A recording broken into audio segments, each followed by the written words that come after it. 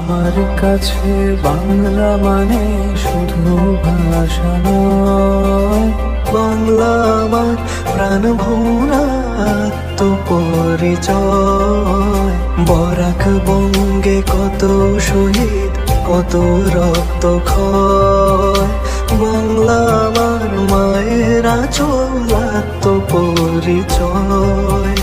বাংলা আমার রবীন্দ্রনাথ জীবনানন্দ দাস, বাংলা আমার বীর নেতাজি গর্বের ইতিহাস। বাংলার জন্য মরতে পারি নিবেদিত এ প্রাণ।